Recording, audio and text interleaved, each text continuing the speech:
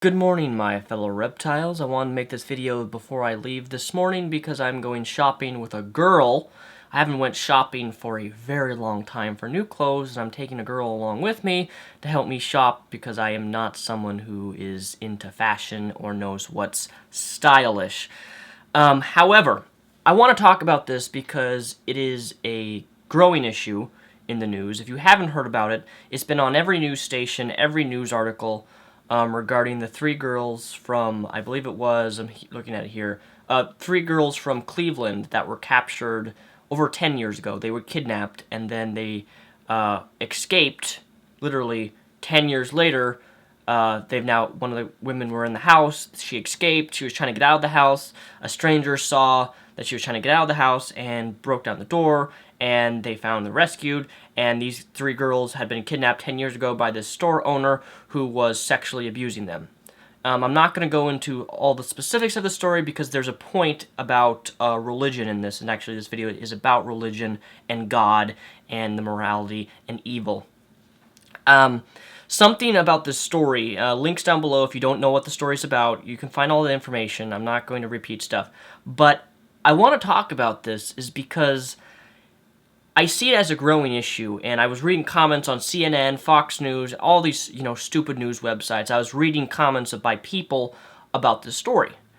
And one of the girls that got out and started trying to get out of the house, a neighbor saw that this girl was screaming and was trying to get out of the house, so he broke the door down and rescued her practically, and then rescued the other two girls when the bad guy, evil dude, was down at, I believe he owned a convenience store or something, but he was gone, and they escaped, and they arrested the evil kidnapper. That's all fine and dandy.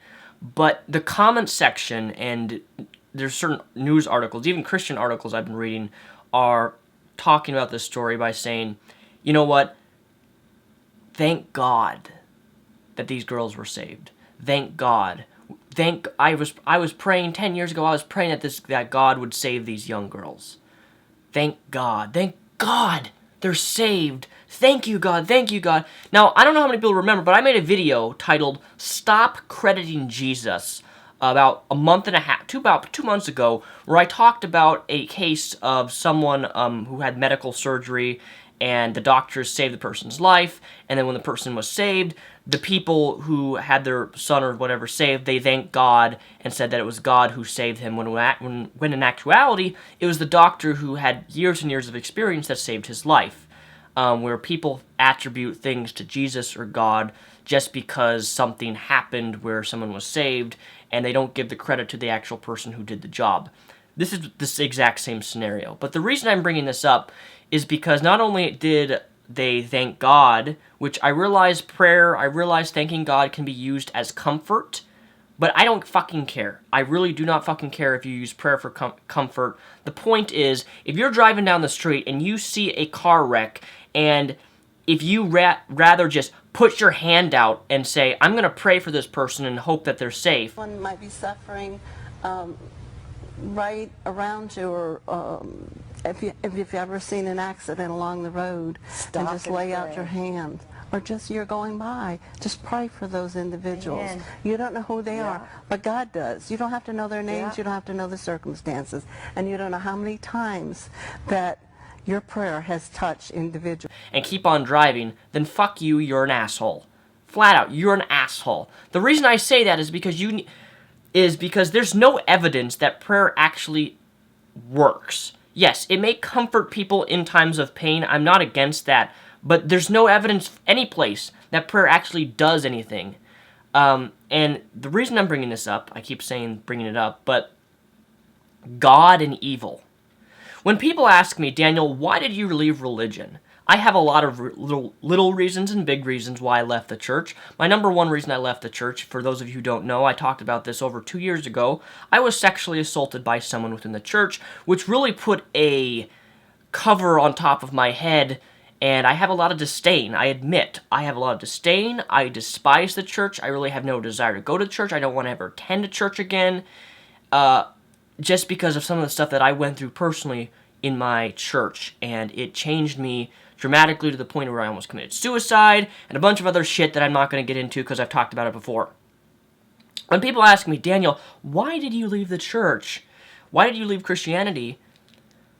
I always bring up the problem of evil. The problem of evil. Because there's people saying that these 3 girls that had been kidnapped, these 3 girls have been kidnapped for 10 years, sexually abused for 10 years. One of the girls got pregnant 5 times over the course of 10 years, and this guy beat her stomach, punched her stomach, until she would actually miscarry the child in her womb. That's the type of evil man we're talking about here. Okay? That's how evil he was. To sexually abuse them, beat their stomachs when they were pregnant, until their child would die in them. They have been mentally scarred by this motherfucker. This evil piece of shit. And now we have religious folks saying that it was God who rescued them. Well, I don't know if you know this, but an actually human being broke down the door and rescued these girls. God wasn't involved. Because let me tell you something. If a God exists, if a God of the Bible exists, the God that is loving, merciful, compassionate, all of these qualities that your biblical God and you seem to claim that your God displays, for 10 years he sat and watched these young women, these 3 young women at age 14, get raped over and over and over and over again. Watched a man beat her stomach in to where her child would die in her womb. Your God, see, that's why I don't believe in God, is because situations like this, I don't understand, and Christians try to, actually, there's no justification. You can't justify this. In fact, I want to challenge, and I mean this with certainty, I challenge any Christian or any religious person watching me right now to explain to me how your loving God can allow these types of things to happen. And because he has all these attributes. He can see everything. He's omnibenevolent. He can see the future. He has foreknowledge. He knew upon creation all the decisions that were going to be made with Adam and Eve.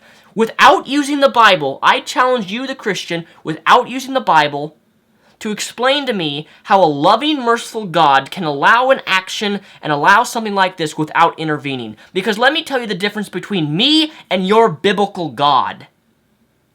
If I was in a situation seeing a woman getting beaten, or a little boy being raped, I would do something.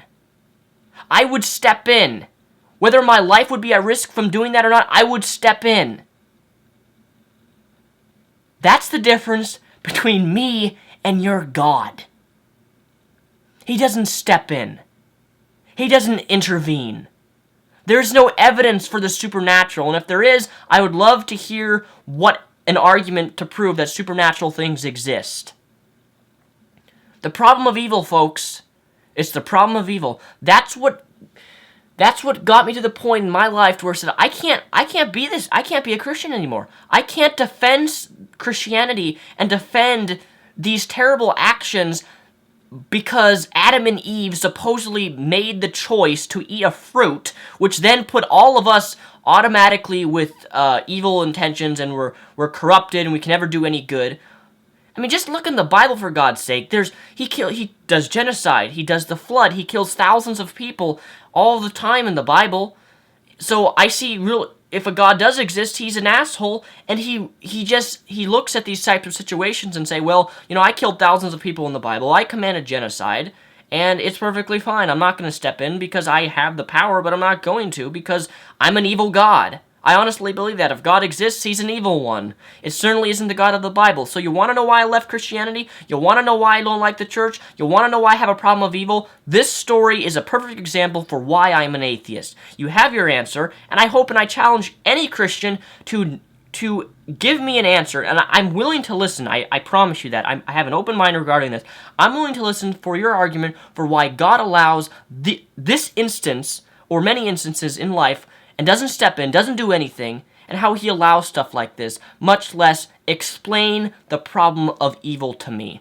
Because I don't understand it. I don't think I ever will understand it, and I won't believe in a God who is loving and merciful if a God like this stands around and does nothing, while a human was the person who rescued these young girls, not God.